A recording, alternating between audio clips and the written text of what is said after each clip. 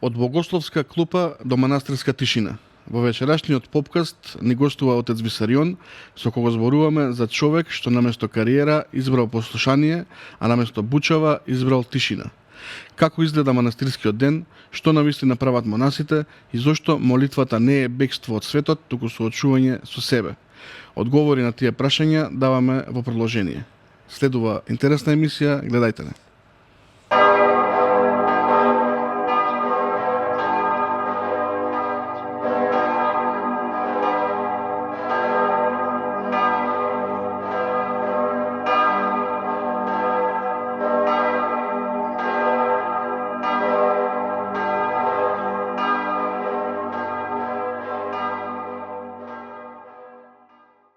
Отец Висарион, добре дојдовте во попкаст. Ви благодарам на поканата и поздрав до сите гледачи на вашата емисија. Хвала. Ако не ги вројуваме владиците кои што досега ни гостува тука во ова студио, вие сте првиот монах во нашата емисија. Се надам дека на гледачите ќе им понудиме интересен разговор, едукативен, особено затоа што овој пат најмногу ќе се задржиме токму на монаштвото, на монашкиот живот. Вие живеете во манастир во близина на Делчево, на 4-5 километри од Делчево, во склоп на Делчевско-каменичката епархија. Вие сте таму релативно нов жител. Претходно живеевте во манастир во Прилепско Лагово, па како еме нешто повеќе за манастирот, за луѓето таму, за верниот народ?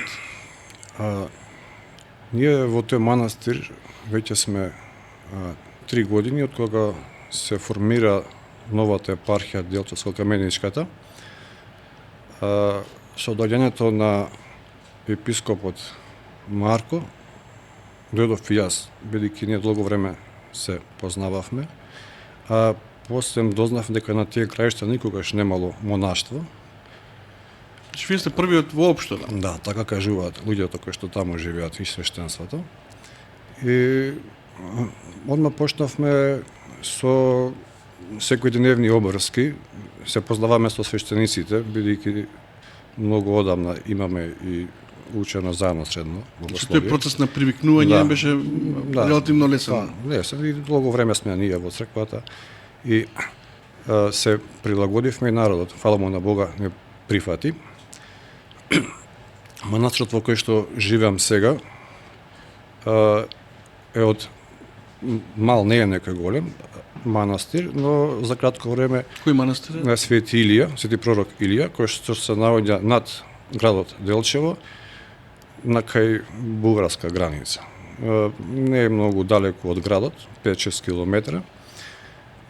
И бидејќи е мал по обемност, може за кратко време и да се оформи, да се реновира и да се створат услови кои што полека ги ствараме, за да можеме почесто да служиме света литургија и сите богослужбени верски делови, обреди, за да народот најде прибежиште и на тоа место.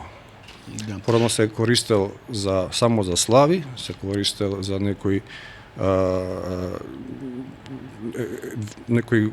поголеми празници, а сега да се користи и за света литургија, која што ние таму живееме и служиме света литургија. Луѓето, верниот народ се привикна на тоа дека има таму сега монах кој што живее и дека не е манастирот 24/7 слободен за... Да, се привикна, фала му на Бога и луѓето тоа го сватија, дека манастирот е место за молитва и со нашата дејност која што имаме таму, пред се ставивме фрески, иконостас, превен оспособивме место за богослужба и тоа се гледа дека нашата цел е таму, што дојдовме да служиме света литургија, да служиме богослужби, народот тоа го прифати и секако нека доаѓа на тие свети богослужби.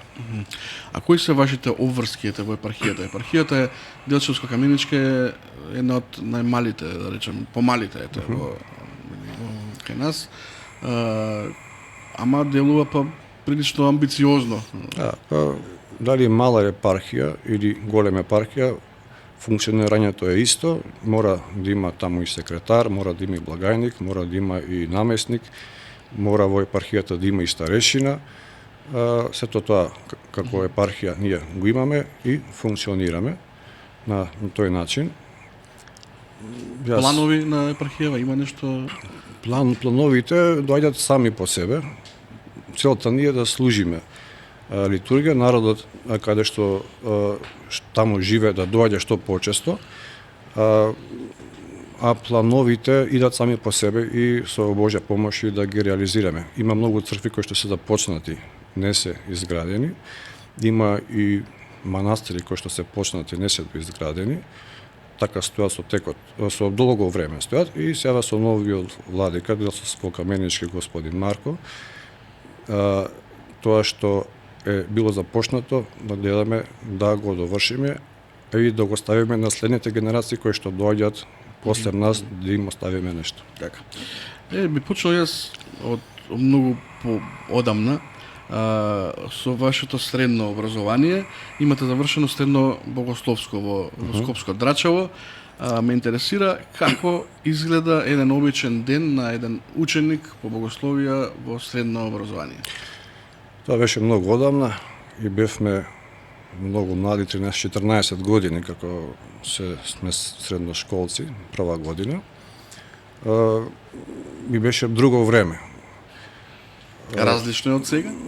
Различно, затоа што времето си ги носи и потребите во кои што живееме. Тогаш немаше мобилни телефони, немаше интернет. Богословиите функционираат скоро секаде исто, слично на Балканот. Станување рано наутро. Че живеете во интернат? Во интернат, да. Спиете во интернат? Тоа е во склоп на училиштето? Во склоп на училиштето беше, да.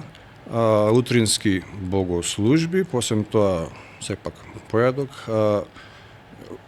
Од 7:30 мислам ни почнуваат часовите па до 12. Имавме 5 до 6 часа скоро секој ден, се учеше и саботата.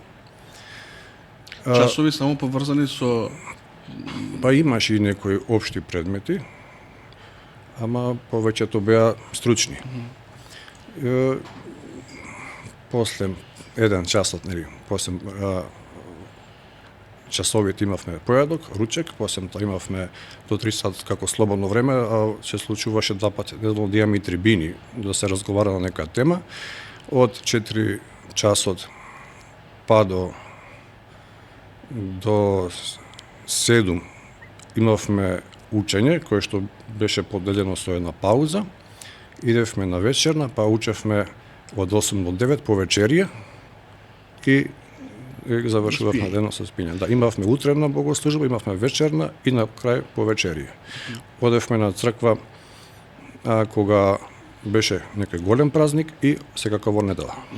Добро, како едно дете на 13-14 години го чувствува тој повик да се запише на средно богословство, зашто сепак е специфично? Секој различно и секој индивидуално. Јас живеев покрај црква, затоа тоа ме привлече, ме интегрира да се запишам на таа богословија. Беше мистика, тајна за мене што е тоа и беше воодушевување. Сега, тогаш во тоа време условите можеби беа Значи штета што не живеам покрај аеродром, ќе бев пилот. Може во тоа време беа условите по неприкладни, но се запишува повеќе ученици. А денеска кога има многу подобри услови, кога Македонската православна црква тоа им го нуди на децата со многу подобри услови, па многу помалку деца се... Зошто тоа? Зашто е тоа така? Тоа најверојатно поради интересот. Има други интереси децата и сигурно нешто друго ги привлекува во животот отколку овој свештенички позив, свештеничка работа, да кажеме, дејност. Тоа го поставувам неколку пати тоа прашање. Треба ли МПЦ да стравува од недостиг на попови, на свештеници?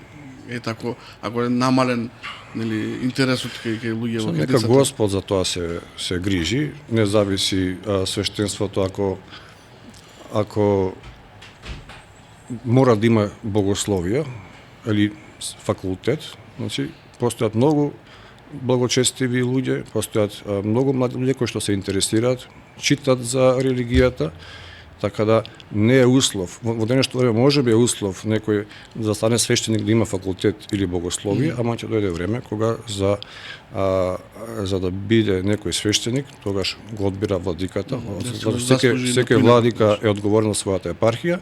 Владиката ќе одлучи кој да биде свештеник, бидејќи, како што рековме, луѓето многу се интересираат, живеат духовен живот и зашто владиката да не ги ракополари за свештеници.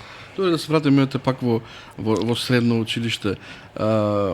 Сепак сте вие скопско дете, сте знаеле на 13-14 години, деца знаат како е да се оди на училиште, гледате други другарчиња поголеми од вас дека одат на училиште, како изгледа тој живот. Почувствувавте ли шок вие некаков кога тргнавте во богословско и сосема различно од тоа што вие го знаете дека постои? Зашто нема, како што знам јас, немало слободно време баш да излегувате надвор од кругот, или имаш? Секој индивидуално тоа го доживува.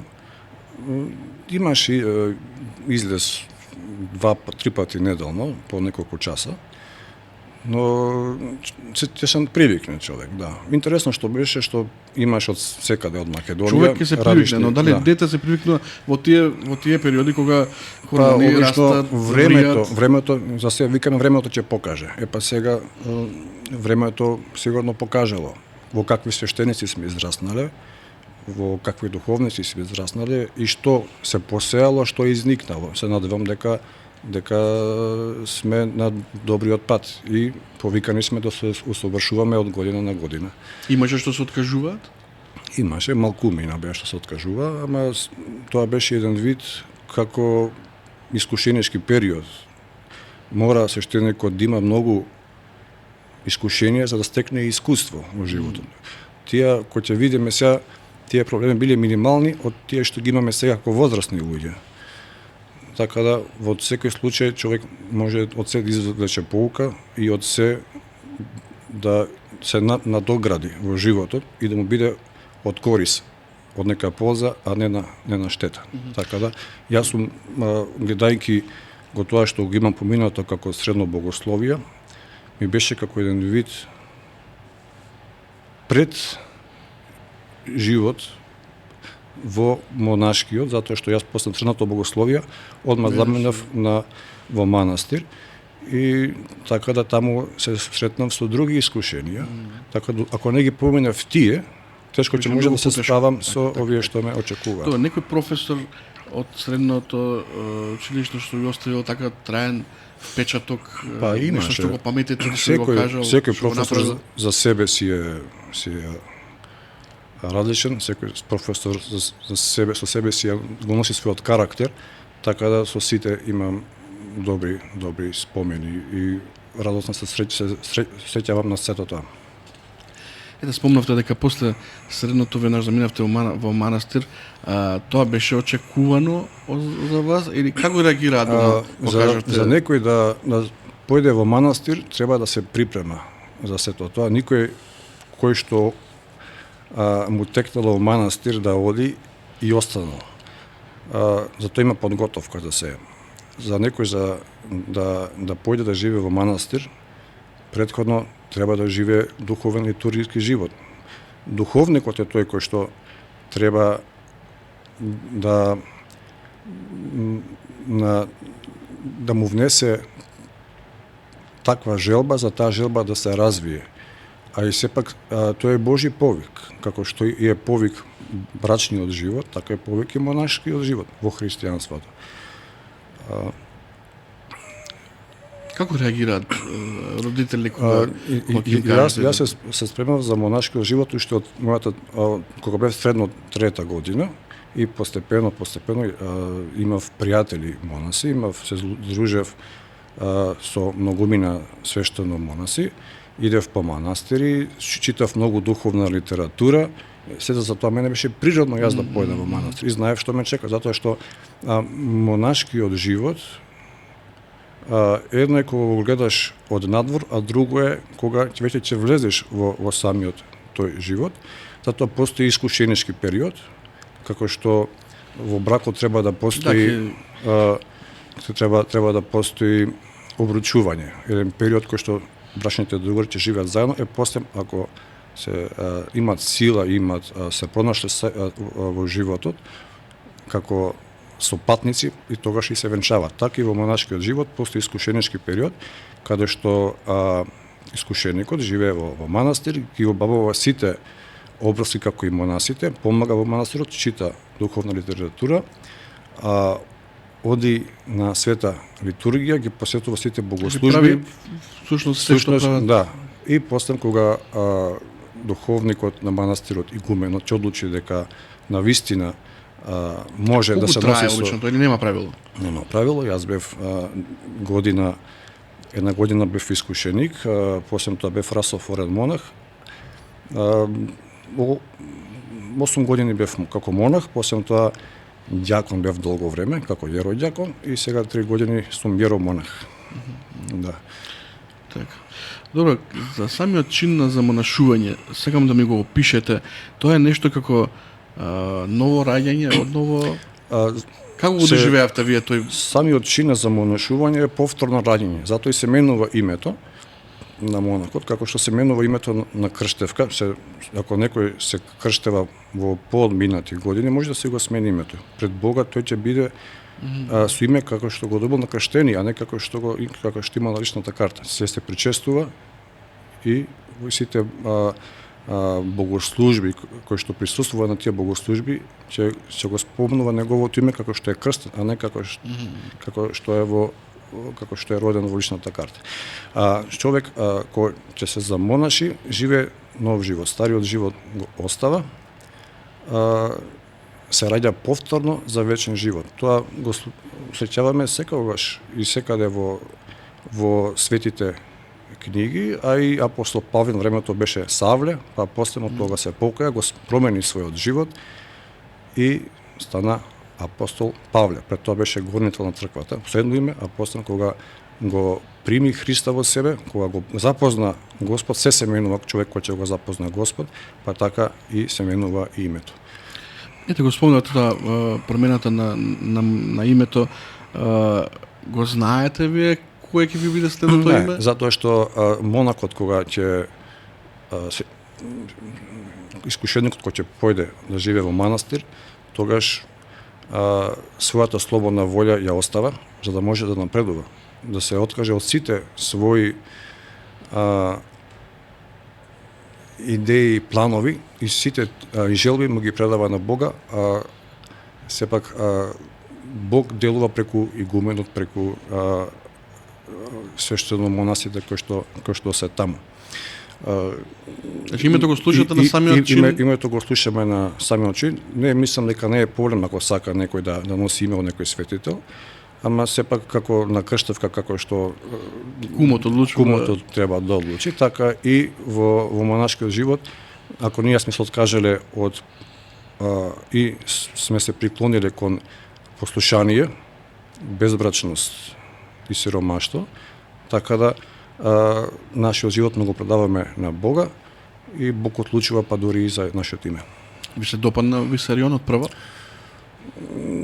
Па ли ви требаше време да се прилагодите? Тој сведетел после приметив дека се спомнува само еднашка во нашето календарче. Одма после испитав што значи зборот Висарион, бидејќи секој има некое значење и дознав дека зборот Висарион значи свила по превод, да, како што има Порфири, како што има многу други имења, значи тоа, свила. Да. Точно е таа анекдота дека сте имале моменти кога сте го подзаборавиле името, па требало да се човек навикнат толку години да го викат. Па да, и тоа веќе се вртите, веројатно кога ќе ве довикне некој не ви доаѓа природно да се. Тоа можеби на почетокот, ама сега. Да, не, сега. Сега помина долго време. Јас сум монах уште од 19, мој 19 години, прилично млад. Така да и со моето име сум соживеано и Тоа тргнавте по тој пат, нели? Сте размислили некој, сте помислили што ќе беше ако беше поинаку или грев тако нешто се помисли? Не, сепак тоа е како Божи позив. Господ дава премногу благодат, дава благодат. И ние ако одговориме на таа благодат, ќе се најдеме на местото каде што Господ го сака. Секогаш Господ дава благодат, само ние треба тоа да одговориме на неговиот позив. Јас можев да бирам, може да бидам и свештеник. Ама тоа не знам како да се изразам, тоа беше некако многу пониско од монашкиот живот. Монашкиот живот е многу повозвишен затоа што монахот има повеќе време да му посвети на Бога, да се занимава со тајните на небото. Има повеќе време да живее во Божјото присуство и да не го оддалечуваат некои секојдневни световни обврски. И живејќи во тоа време со таа мисла, ние како на почетокот Бог дава благодат, ама после таа благодат и се повлекува поради нашите гребови и поради нашата слабоверие. Но човек кој ќе прими голема благодат заборава на се. Човек во такво едно Божјо присуство го доживува рајот на земјата и на него ништо друго не е битно, само да биде Бог до него. Тоа исто како на Тавор кога се преобрази Мојсей, пасторите рекоа да бидеме овдека. Иако тоа беше пустина, рекоа ако може да си направиме овдека 3 седмици и тука да живееме. Значи нив не им беше никаква друга екзистенција, ниту дали имат храна, ниту дали имат. Само им беше битно само Божјото присуство. Ево тоа Божјо присуство секој човек го треба да го доживее и го доживува, ама треба и да одговори на сета таа благодат Господ што ни дава и да ја развиваме и да ја чуваме.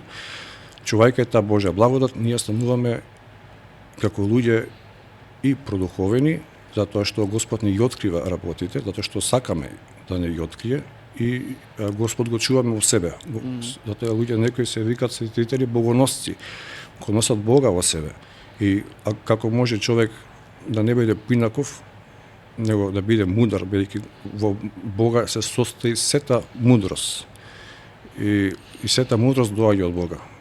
И чувајќи таа Божја благодат и чувајќи ги тие Божји заповеди во себе, само да не сгрешиме, но секогаш Господ да биде со нас, да не го избркаме од нашето тело, бидејќи нашето тело е храм Божји. Чувајќи го Христос во себе, ние се продухуваме и живееме вечноста дури овдека на земјата, живееме рајот.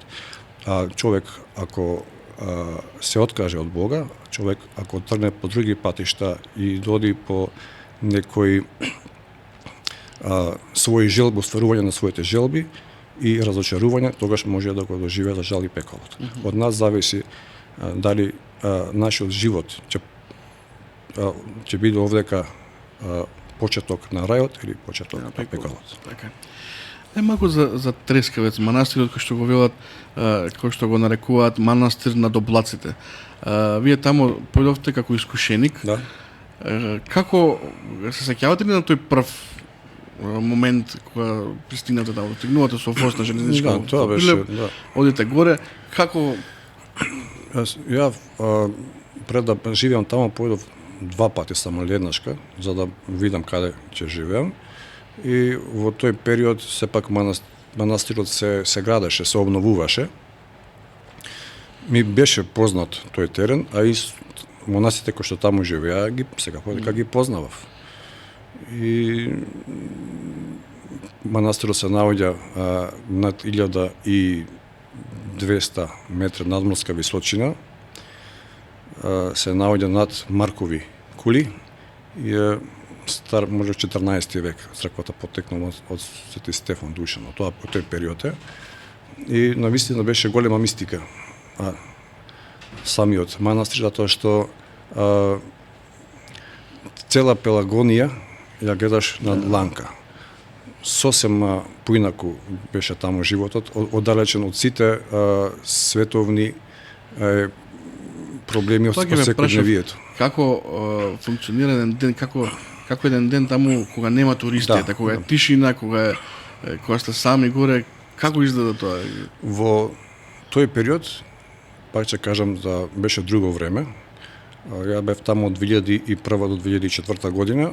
Служевме литургија 4 пати неделно, вторник, четврток, сабот и недела, а утрена, вечерна и повечер имавме секој ден. Тогаш немаше пат до манастирот, луѓето доаѓаа пешки и многу помалку луѓе доаѓаа, затоа што немаше пат. Добро, не е баш блиску сега. Не е блиску. И сега за викенд доаѓа од саботата вечерта за да присуствуваат во недела на светата литургија. Со тие луѓе, бидејќи беа прилично сите по млада возраст. Добре, и вие одевте пешки? Ние идевме со кола, на джип, лада нива, така, носевме тоа што беше потребно за манастирот, за потребите на манастирот и со тие луѓе ние денеска сме во добри контакти, добри односи, бидејќи бевме скоро сите и како млади генерација и останавме сепак бидејќи се причестуваме од едниот путир, сме сепак браќа и сестри во Христ. Има ли момент некој трескавец што ви останала така одамна беше нели тој период таму, ама еве што ви е врежан во главата што? Па зимно време многу снег имаше. Да, студ. Да, бидејќи туваше многу ветер, ќе излезеш надвор, имаше метро и пол снег. Влегуваш внатре по 5 минути излегуваш надвор, нема ништо, тоа ветрот се го одна на некоја друга место, како така некои денови успевавте да се стоплите секаде во сите простори? Успевавме, да, некако успевавме, се гревевме на почетокот на дрва, после тоа и така на струја. Добро беше што кај нас имаше многу сонце, некој зимен период, додека 20 метра позади нас имаше море од смог, од облаци за цела Пелагонија. Условите беа секако тешки, ладно, замрзнуваше и водата. Сме имале проблеми како нека работи да ги качиме горе, бидејќи немаше пат. Беше замрзнато, голем снег и моравме на раце да носиме тоа што е потребно за во манастирот. И тоа летно време па имаше други непогоди, грмеше многу, врнеше многу дождови и така го копаше патот, бидејќи кој ќе вати порен дожд, тоа ние што рачно ќе го направиме патот, после некој време ќе дождот пат ќе го ископа. Добро, таму со што се занимававте, нели, освен со богослужби, бавча не може да има или имавме нека мала каменест, предал карпи. Јас правев мозаици, уште од почетокот кога дојдов во манастирот ме научи едни сестри монахини да правам мозаици и за тоа се занимавав. Сепак некој еден друг јеромонах, отец Мојсе, он се занимаваше со иконопис и реставрација на икони. И секојдневни обврски, бидејќи манастирот е многу голем. Тоа имаше и многу соби и ние го реновиравме баш во тој период манастирот. Ставивме скоро во секоја соба парно, ставивме некои други услови за гостите кои што ќе дојдат. Ама после, од кога ние заминавме 2004 година, после многу години манастирот се запали. Тоа е на неколку пати се има палено, да. Да, се има неколку пати. Сега има друг изглед има манастирот, да.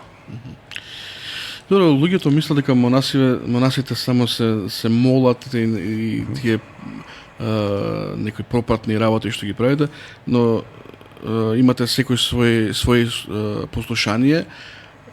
Може ли накратко да ни кажете како изгледа еден обичен ден? Кога станувате наутро, кога легнувате, што правите помеѓу? Зависи каде живееш, во кој манастир. Затоа што друго е ако се живее сам, со 20, друго е 8 мина, друго е се 20 и повеќе монаси. Затоа и тогаш се менуваат целиот типик на манастирот. Ако се повеќе монаси, тогаш тие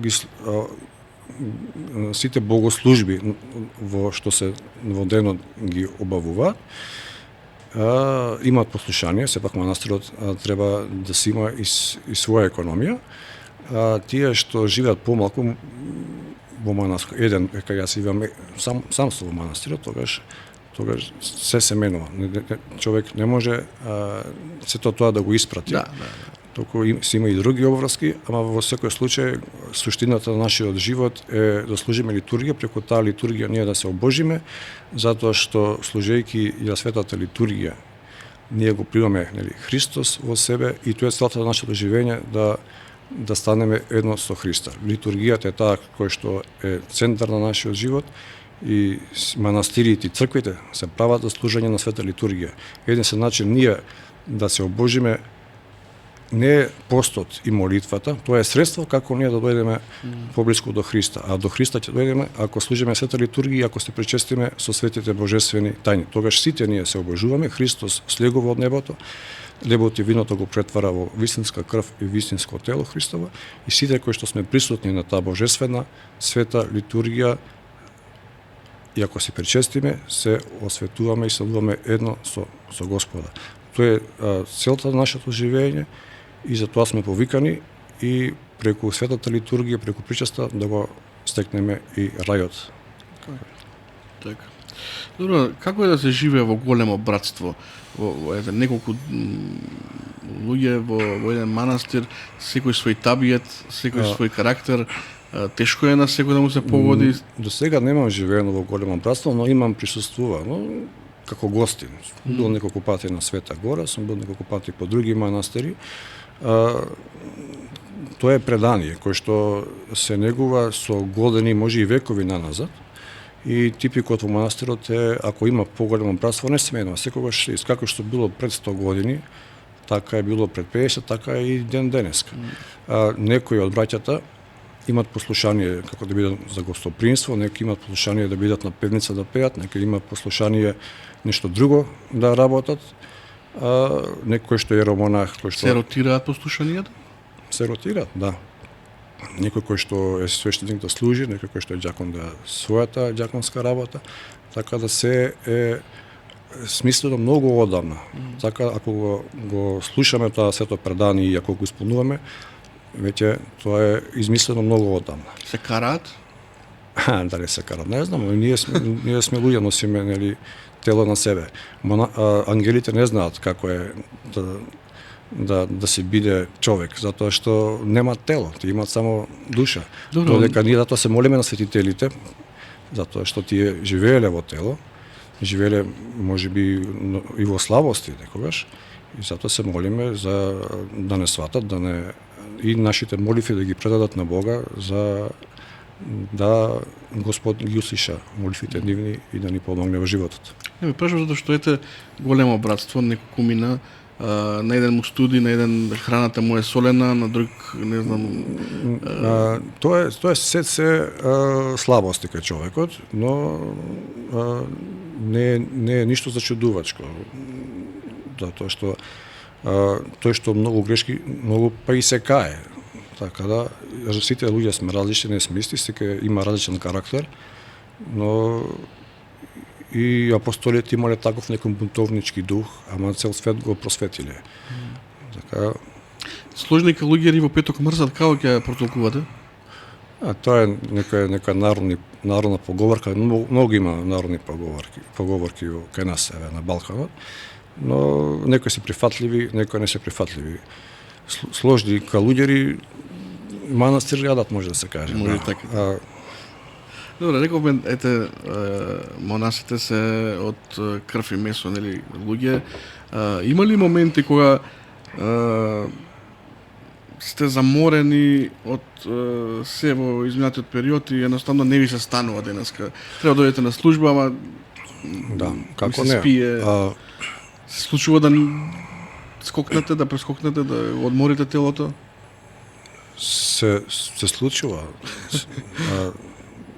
Само пак зависи каде да живееме, во кој манастир живееме и кој обврски ги имаме во текот на денот. Тоа е многу битно. Ако живеат повеќе монаси, тогаш литургијата и богослужбите течат. Може да се направи и двајца монаси може да направат богослужба.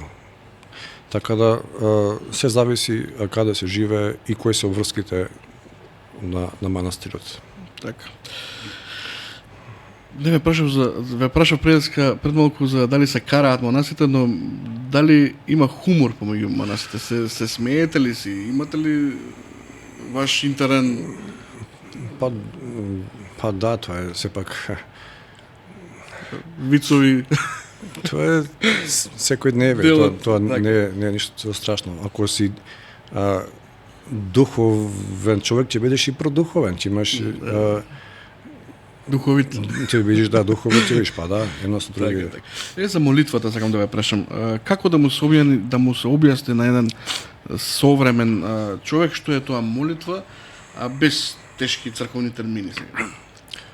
Молитва е што го бараме да ни се оствари. Ние луѓето бараме се и се што, но Господ ја знае нашата иднина.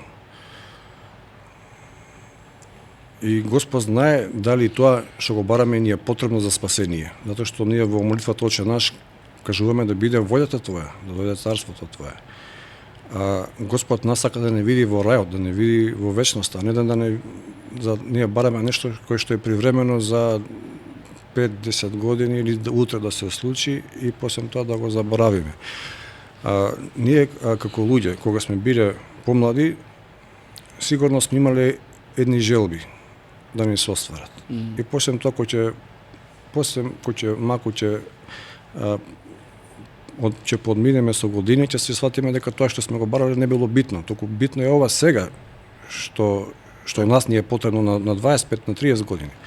После кога ќе бидеме 40-50 години, ќе сватиме дека тоа што сме го барале во младоста воопшто не ни било битно, туку ова ни е битно сега што ни треба на оваа возраст. И така се до недоглед, и на крај на животот ќе сватиме дека на вистина во животот ништо не ни било битно.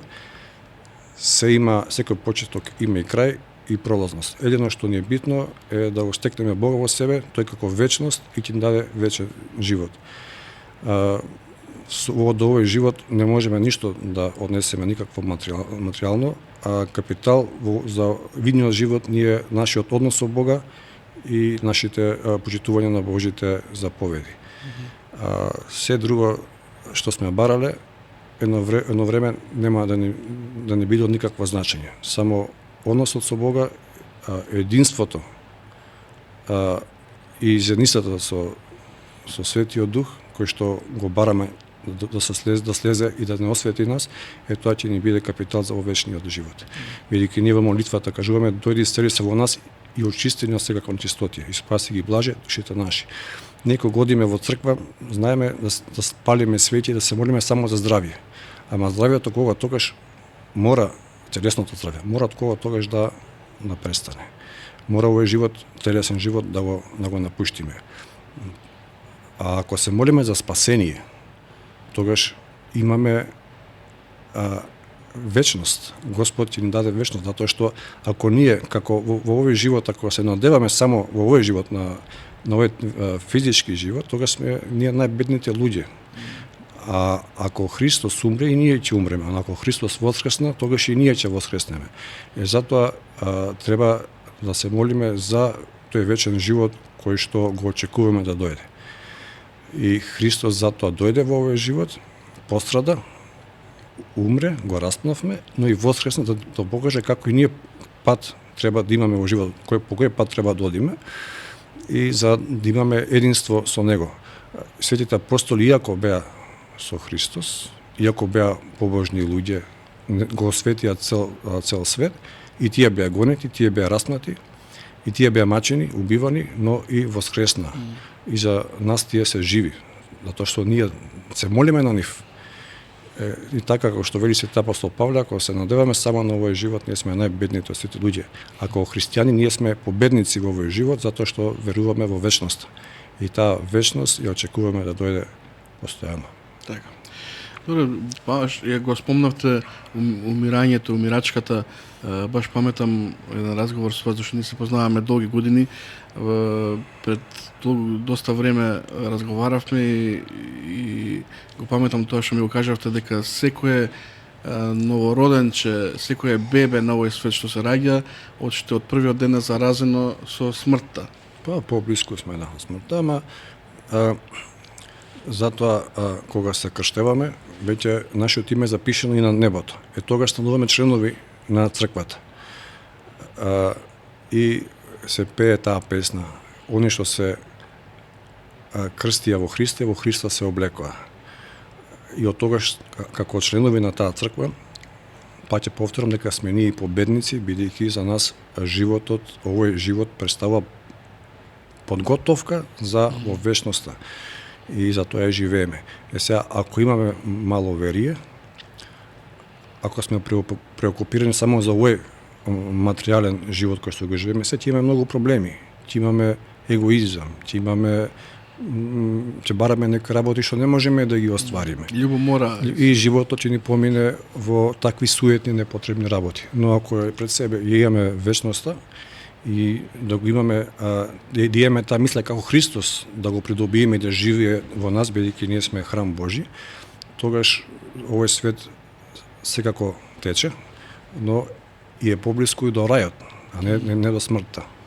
Како човек да се моли? Ево, кога дојде човек кај вас, кој што нели допрва сака да навлезе и да Тоа што е стекнато на лесен начин, лесно и се губи.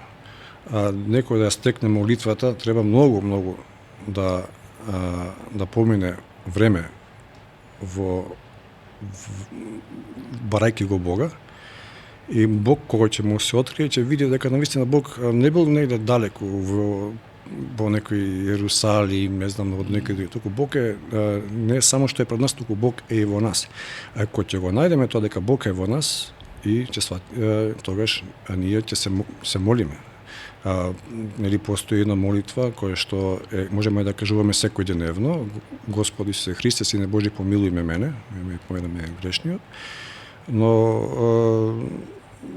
сите други молитви кои што ги упатуваме кон Бога, Отче наш, сепак да не бидат како ние да се соединиме со Бога. Ако се соединиме со Бога, тогаш ништо навистина ќе сватиме дека ништо не е битно во животот. Тоа Божјо присуство не прави среќни и не прави весели. Единствена среќа е да се сретнеме со Бога. И тогаш пропаѓаат сите наши желби кога ќе го видиме Бога или кога Бог ќе го осетиме дека живее во нас. Може ли да се претера со молитва? Ете како, ако видиме постојат монаси кои што буквално живеат на молитва. Ете, сте биле вие неколку пати на Света Гора, има монаси кои што живеат во тие скитови, има столпници, нели како. Бог е недостижен. Колку повеќе се приближуваш до Бога, толку повеќе ја сваќа својата грешност. Свети апостол Павле вели: дојде во светот да ги спасиш грешниците, од кои првиот сум јас. А тоа го вели апостол Павле. Бог е недостижен, но откривајќи го него преку молитвата секако, тогаш тоа ни е насущна потреба Бога да го имаме во себе. И тој што го еднашка го почувствувал тоа, цел живот ќе копне и ќе го бара Бога. Затоа тие има луѓе кои што живеат, како што спомнавте, по пештери, тие свесни се за овој живот кој што е пропадлив, ја барат вечноста. Така и мачениците во првиот век. Од премногу Бог што има дадено благодат, и они таа благодат имат одговорено на таа благодат, имат чувано во себе таа благодат, и така за нив не представува никаков страв да овој живот го завршат со мачеништво, затоа знаат дека ги чека нешто пубаво, тоа е вечност со Бога. А во денешно време, бидејќи ние немаме такви гонења, да кажам, во токави размери, нашето мачеништво нека биде постојано да се присилуваме во молитва, постојано да го бараме Бога, постојано да се интересираме, да го читаме Светото Писмо, и така Господ ќе ги прими нашите молитви и ќе не прими во неговите прегратки. Читајќи го Светото Писмо, тоа е не за џабе се кажува Свето Писмо, има посебна моќ, затоа што секој збор што е напишан во Новиот Завет, Библијата има Стар и Нов Завет, ние сега го живееме тој Нов Завет, секој збор што е напишан там има сила. Еден збор може да му го промени животот на човекот, ако внимателно слуша. Затоа што секој пат кога го читаме Светото Писмо, откриваме многу работи во него. Иако 100 пати сме го прочитале, пак нешто ќе најдеме нешто ново или сме го протолкувале на начин кој што на вистина се толкува. Многу мина луѓе ќе дојдат и ќе прашаат што значи овој збор. Јас опет тој збор сум го поминал, може, ама не сум обрнал внимание. За него тој збор што од две реченици, за него има големо значење. Тој збор. Затоа што тоа го преживел во животот. Така да Светото писмо треба секој пат да го читаме, има дејство на моќ, затоа што таму е опишан животот Господов, но и животот кој што ќе не одведе во вечноста. Добро, моќите во Светото писмо, а и во самата молитва се зголемува и со постот. Може околу тоа да ни кажете? Постот, исто како молитвата, е средство. Поблиску да дојдеме до Бога. Има различни постови, нели, има секојдневни, има повеќе дневни постови. Постот на почетокот на христијанството не постеле како што постиме сега, но тие тогаш имале па други некои Божи правила кои што ги исполнувале. Благодарение на почетните христијани ние денеска знаеме за верата. Постот има средство како да нас полесно не одведе до Бога. Но постот се може да се каже дека е првата стапка во нашиот духовен живот. Ако не можеме ние да постиме, тогаш не можеме да правиме некои други работи. Постот за секој е различен, не може да постат сите исто, затоа што секој треба од христијаните да си има, како да кажам, свој духовен отец или да појде кај парохискиот свештеник, да се договори и треба да се запознае со црквата. Со црквата ќе се запознае ако иде постојано вонатре, иде постојано на света богослужба и ги запозна свештениците. И може свештеникот да му одреди пост на верникот како да пости, за да не го прекинува постот. Постот до крај да го оствари, бидејќи имаме сега велигненски пости кои што се долги, има и божични пости кои што се долги, на начин да му одреди пост на начин да го издржи целиот до крај, затоа што не е целта само да се измачуваме, да постиме до некаде па да се откажеме. Не може да постат оние кои што да постат исто оние кои што се работат физичка работа и оние кои што не работат физичка работа. Не може да постат исто тој што е млад и тој што е во подминати години. Не можат да постат исто оние кои што здрав и оние кои што боледува. Така да постот треба да секој индивидуално да праша некој свештеник, духовен отец, да праша како да пости. Инаку напишано е според типи како се пости. Ако некој може тоа да го издржи во ред според типи, ако некој сака олеснување, тогаш сепак нека биде тоа со благослов. Добро, освен тие големи пости што се сепак постиме не и среда и петок. Зошто монасите постат и понеделник? Понеделник бидејќи ден на ангелите, ние како монаси примаме ангелска схема, понеделникот е ден на ангелите од таа причина.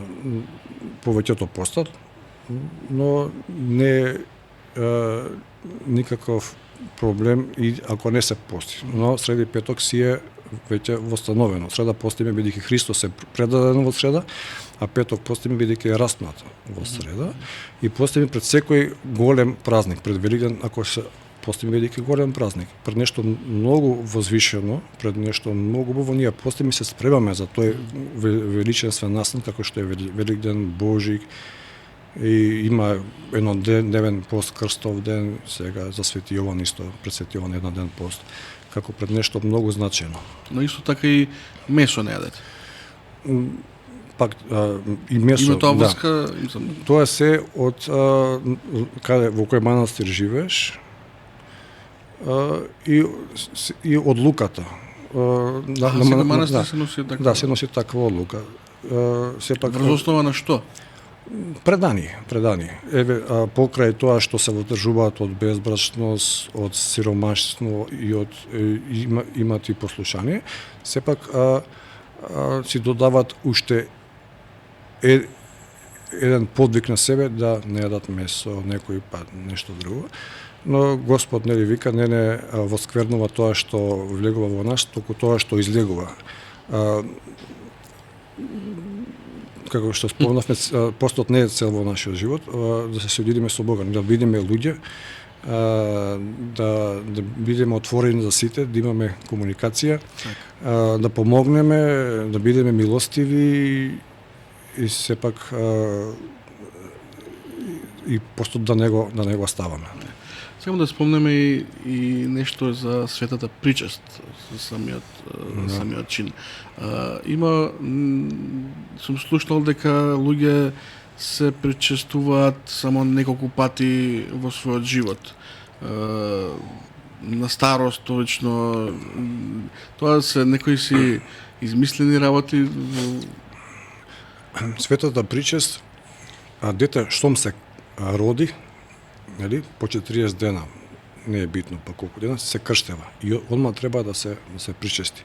Сите свети тајни, ги има многу, се излезени на светата литургија.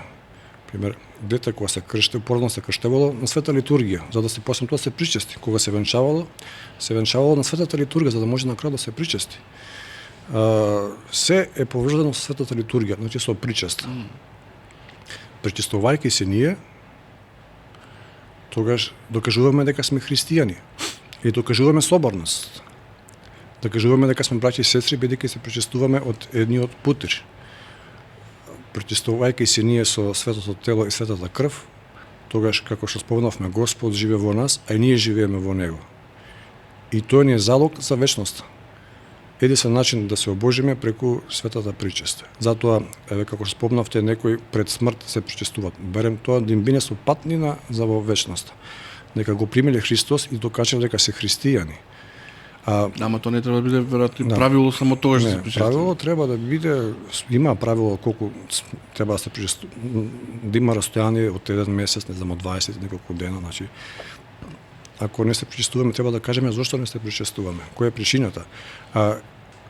Најголема казна за еден христијанин или епитимија е да го одлучиш од црквата, тоест да не се причестува. Тоа е најголема казна за еден христијанин, да не се причестува. Всушност, ако не се причестуваме, ние тогаш самите се казнуваме, затоа што него примаме Христос во себе и не се обожуваме. Ама за услов за се причести некој човек, сега пак треба да добие благослов во свештеникот, да знае што прима, бидејќи тоа е одговорна работа, тоа е светиња кој што се дава на светиите. И иако грешен, сите сме грешни, ама да знае дека прима во себе жар, кој што може да изгори поради нашите гревови, но поради ништо тоа што се кајме, Господ секогаш не прима поради покајанието. Така. Што мислите, дали денешниот свет има повеќе проблем со неверието или со празнината, како да наречам? Имаме повеќе луѓе кои што не доаѓаат во црква и не се црквуваат. Сепак тоа од интерес. Секој има различни интереси, но овие се вистински вредности. Како што спомнавме, луѓе во не идат во црква затоа што има други неки обврски. Ма тие обврски еден ден ќе се разочарат можеби, затоа што ќе се разочарат зашто го потрошиле животот, на крајот од животот. Цел живот им поминал во бркање на нешто, стекнување на нешто и ќе сватија дека тоа што го стекнале цел живот им е бадијала. Од денјето во црквата ни нуди спасение. Црквата ни нуди вечност, црквата ни нуди залог за тој иден живот кој што го очекуваме. И самите црква се градат заради тоа да не собира. Самиот збор црква значи соборност кој што треба да не собере. Глава на црквата е Христос, ние сме негово тело, негови органи. И имајќи го тоа како начин на живот и водилка во војнината, тогаш не треба да стравуваме за таа вечност. Каква е ситуацијата, состојбата во Делчевскиот дел? Имаат навика луѓето да доаѓаат недела на литургија, полни се храмовите? Порно таа беше голема епархија, пора днешниот епископ кој што беше на таа епархија, таа се оддели од легалничка, бидејќи голема епархија, многу градови, многу села, цркви, манастири, не стигнува секаде да биде редовен на богослужби и тоа неколку пати годишно, што е сепак добро успех, затоа што голем, како што спомнавме, голема епархија. Сега кога дојде владиката Марко, доаѓа почесто. Доаѓа еднаш-два пати неделно. И се остваруваат многу предавања, проповед на светата божествена литургија, се има црковен хор кој што постоело и порадно, сега нешто пак да се обнови. Неодамна имаш и проекција на филм. Да, значи има повеќе активности, бидејќи владиката му се доверени тие два града, така да има време и се труди колку според потребите и според можностите да биде активен и благодарение сепак на Бога, а и на неговиот ангажман, црквите на вистина, народот се повеќе доаѓа на светата литургија и останува до крајот. Значи, од почеток до крај останува и после се приметува дека верниците од недела на недела растат благодарение. Фала му на Бога. Што би му кажале на младите луѓе во денешно време кои што се изгубени во таа технологија, во тие западни невредности, да ги наречам? Што би им кажале, што би ги посоветувале? Што би и кажал, не... Што превладува, ако погледаме на интернет, се во знакот на парите, на моќта, на дрогата, на пороците, на голотијата. Со моето скромно мислење можам да кажам дека сето тоа младите, повеќето млади што го барат, еден ден ќе престанат. Еден ден ќе го сменат своето мислење, ќе барат нешто друго. Не значи тоа и за постарите тоа значи. Значи, младешките години имаат едни желби. Постарите луѓе имаат други желби. Но вистинските желби и вистинското барање е она да бидеме во црквата како православни христијани и да живееме црковен живот, затоа што и само така нашиот живот има смисла. Само така се остваруваме и како луѓе, а имаме надеж. Вака, целиот свет ако го придобиеме, а на душата своја си напакостиме, тогаш навистина се е залудно. А негувајќи ја душата, негувајќи ги тие духовни вредности, тогаш сме на едно вид повисоко ниво. И тогаш имаме расудување што да бараме од Бога и што да сакаме во нашиот живот и што ни е потребно за таа вечност, отколку да губиме време барајки нешто материјално, кога еден ден тоа материјално ќе пропадне. Така. Значи, Весарион, фала ви за искреноста и за гостувањето. Стварно ми беше мило што се поразговаравме и мислам дека и гледачите се задоволни од нашиот разговор. Ви благодарам на поканата. Еве со моето скромно мислење се надевам дека гледачите нема да ми замерат доколку нешто погрешно кажав, а и сепак да ги имаме мислите кои што ги имаат христијаните, тоа да се секогаш да бидеме со Господи, така да бидеме секогаш среќни. И благодарам на поканата. Фала ви уште еднаш. Гледачи, тоа беше тоа. Се гледаме следниот пат. Поздрав.